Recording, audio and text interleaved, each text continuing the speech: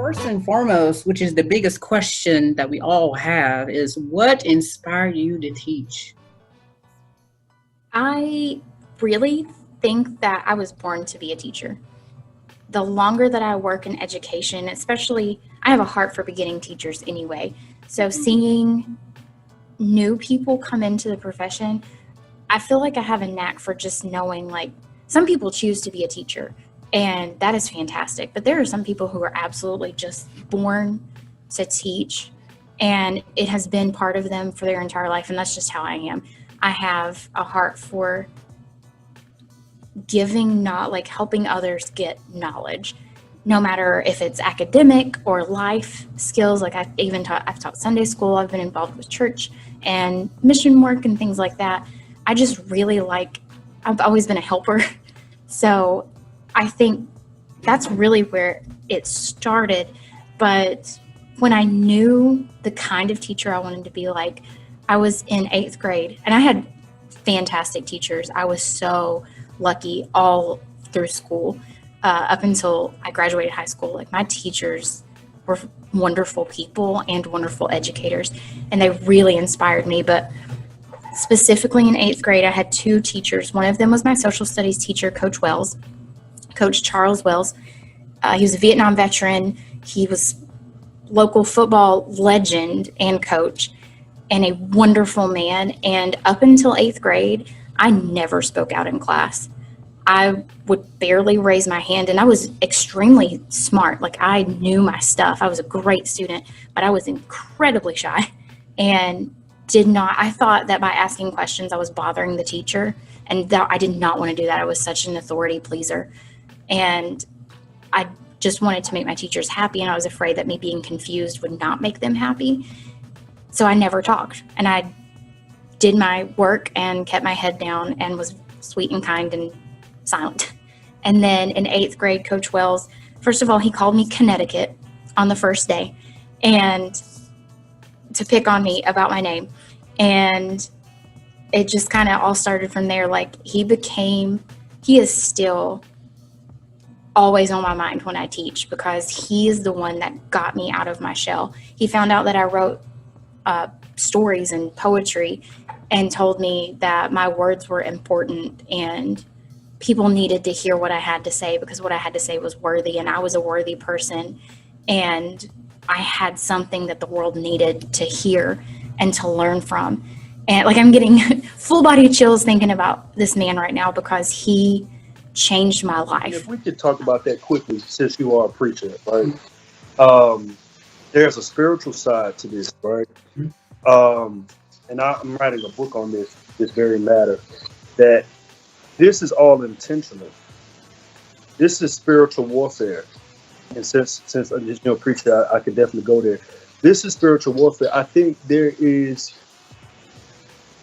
system and structures and principalities that are set up in realms that we can't see to intentionally disrupt the progress of us as a people.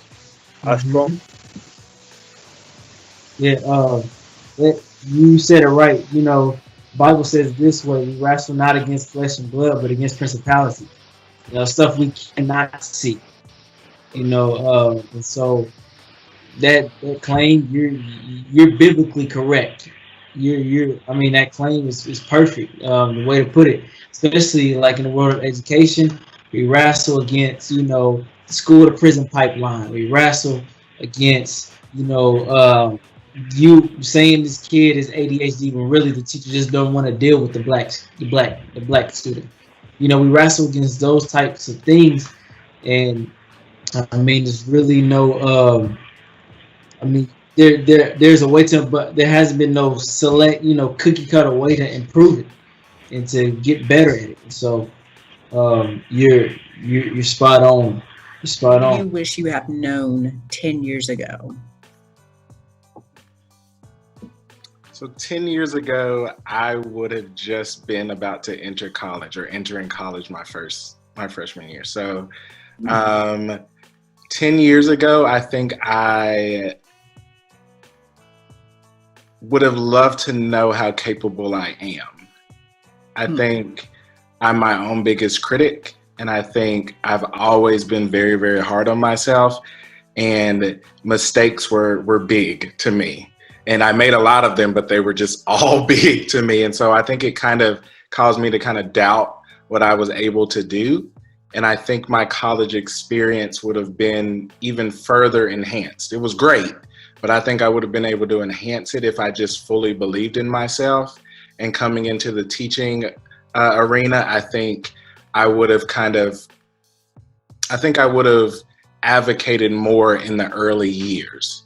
You know, usually you come in and you know you're a novice to the profession, and you kind of sometimes let people run all over you or make you feel like your ideas don't carry as much weight. So I think 10 years ago, if I knew when I stepped on the A&T's campus that in 4 years I was going to come out being a very capable teacher, but also understanding the bigger picture, I think I would be even stronger in the profession now. But I'm still happy with where I am. You know, and it's something different when you see a teacher that looks like you teaching you, especially like when it's a core subject. And so that's, you know, I feel, you know, with my experience, I had teachers of color, you know, but my first black male educator didn't come to my 8th grade year, and I had him in 8th grade and 9th grade. But then after that, it was, but I really, you know, I didn't have, my dad was, you know, principal superintendent. I went to his school, but, you know, I really didn't have a teacher of color as it pertains to like a core subject. And so, you know, of course I had coaches as teachers, you know, but those positions were like technology, you know, not really the, you know, I'll sit here and do this computer program and then you'll be good while I watch film from the game the other night. You know, something like that. And so, yeah, I mean, I appreciate those coaches to the life of me, and I appreciate my teachers. But it would have looked different if I would have had a teacher that looked like me in a classroom, like an English classroom or math classroom or science classroom. And then it was like, okay, am I really? Because like honestly, fellas, y'all didn't know this. I was like, am I really making a difference here? Because at times, you know, Dane be like, "Hey, coach, we gonna have you on the show," and then Dane be like, "Okay, I gotta reschedule the show," and I be like, "God, goodness gracious, man! Like, come on, man! Like, don't do this to me. Like, I'm prepared to go, I'm ready to go. Like, but from there on, and then when y'all added, you know, KJ to the mix, I mean."